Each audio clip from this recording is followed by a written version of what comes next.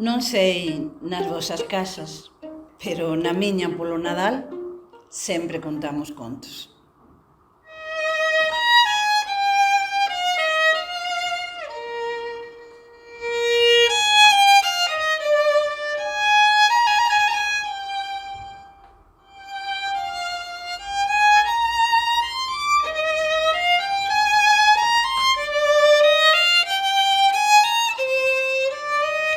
Non sei como o facemos, pero unha noite de paz termina sempre nun conto destes.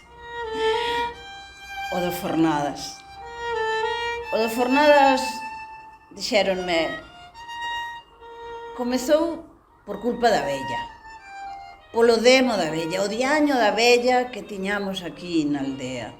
Mala, unha lingua de cobra.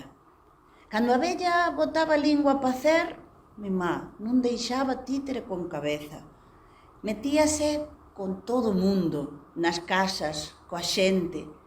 E non era cousa así de meiga, Non. O don dela, se é que podemos decir que era un don, era o da palabra.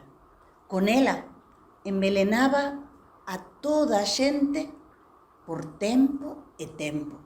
E non contenta con botar a paser a lingua, ela, pois, desfacía regas, tiraba balados, movía marcos, calquera falcatroada que se fixera polo país diante, a vella dáballe 40 voltas. E que non a querían na aldea, a ela dáballe igual, importáballe tanto como o que pasaba en Cuba. Pero os que estaban na aldea non. A xente empezou a cansar.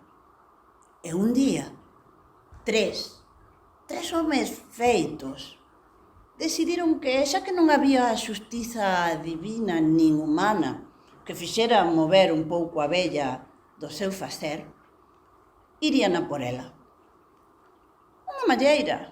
Unha boa malleira, e o conto tiña que rematar. E se non bastaba con esa, pois esa malleira quedaba de proba, e se había que asegundar, asegundábase.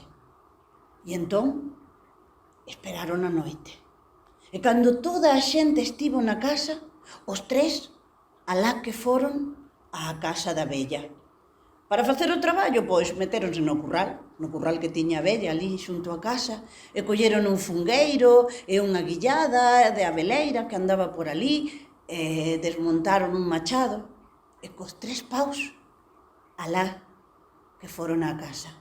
Na porta tentaron abrir, pero estaba enferrullada por dentro. Así que foron á xanela da cociña e ali, na xanela, romperon e saltaron pa dentro. E cando xa estaban na cociña, ala, o primeiro que pisou a solaina veu a vella que estaba lá no alto do sobrado. E entón os tres comenzaron a subir os banzos de dous en dous. A vella berrou como se non fora deste mundo e botou a correr polo sobrado. E os tres detrás. E o que ia primeiro colleu a vella así un pouco da camisa porca que levaba ela de estopa, pero a vella fuxiu e saltou por riba da cama. E a luz do luar permitiulles ver que a vella o que estaba tentando facer era meterse detrás do cabeceiro, pero entón un deles colleuna da canela e a debruzou así na cama, e entón os outros levantaron os paus e empezaron a mallar por ela e a mallar. Os osos da vella escoitábanse romper, crebar, e o que tiña lá a guillada no aire asubiaba nas nádegas moles da vella, e a vella a berrar como se non fora deste mundo. Os lallos da vella eran espeluznantes, e entón, no medio dos berros da vella, chegou o silencio e decatáronse de que a vella xa non se estaba a mover. Un deles achegouse e no intre que a mirou, a vella virou o papo, cravou os ollos nel, mentres o outro baixaba o fungueiro, fendía a cabeza da vella e un regueiro de sangue comenzaba a caerle pola cara. Os tres estaban xa a fuxir cando a vella abriu os ollos e mirou ao que lle dera co fungueiro na cabeza e dixo: Teixo, anque eu morra, ti vas penar toda a vida. E os tres ali sí que botaron a correr e deixaron os paus alá no corral e correron a casa e cando chegaron alá alabasando como cans despois dunha carreira inmensa decatáronse de que non podían deixar a vella así porque confesar non iban a confesar esa morte. Así que colleron o carro e funguiron os bois e regresaron á casa da vella. A vella estaba morta, ben morta, arrefiaba xa. E a subiron no carro e levaron á aldea vella, lá, nun baixo, onde estaba o forno, aquel que xa non se usaba dende facía anos, e meteron os toxos e plantaron lume e colocaron o corpo da vella ali envolto no cobertor e o cobertor ardeu enteiro. As lapas comenzaron a queimar os cabelos da vella. O cheiro a cabeleira queimada non é un perfume, e o da carne queimada menos. E as lapas comenzaron a mudar as cores de azul a verde, e eles non podían deixar de mirar o espectáculo da carne da vella queimándose, mindo aí como a vella empezaba a desfacerse, e entón un deles dixo, veña, deixemos a vella esta que aleve o demo e que arda no inferno, e neste lume tamén así leva dous. Pero mentres o estaba a decir, comezaron a escoitar un son extraño que ia cada vez máis forte, e entón, cando tentaban entender se era o portelo ou que cousa do forno, a vella sentouse no medio do lume, abriu os ollos desmesuradamente, comenzou a regañar os dentes e cravou os ollos no teixo, e os tres fuxiron, e a todo correr chegaron alá a casa. E esa noite ningún dos tres falou. Aos 4 días apareceron os gardas e fixeron preguntas. E non era un segredo que estes tres ían mallar na vella, así que leváronnos para a capital e alá que foron á cárcere e despois do xuízo o que apandou foi o teixo. Non moito, porque estivera na cadea un ano ou dous, non máis. Pero cando volveu, alguén pode pensar aquí remata o conto, pero a cousa foi o que chegou despois. Porque este deixou de ser o teixo. A xente púxolle de alcume o Fornadas. Hasta lle fixeron un cantar. Mirade, o cantar que a xente ia repetir por un lado e polo outro. Fornadas, Fornadas, queimou a vella e non queimou nada. Fornadas, casi que nos bailes que o tocaban. O Fornadas estaba farruco, estaba crecido, rufo polo que fixera. Pero a festa non durou moito, porque aos poucos o Fornadas mudou de maneiras, virou enteiro. Ahora xa non falaba con ninguén, e polo día estaba pechado na casa, e polas noites ia polo monte a un lado e a outro, e os veciños comenzaron a preguntarse que era o que lle estaba a acontecer, ata que un deles atopouno así no monte, estaba xunto a un valado, tirado ali no chan, e cando o veciño preguntou, Fornadas, que pasa? O Fornadas dixo, podes levar as mans ao meu pescozo e rompelo? Que dis? Dixo o veciño.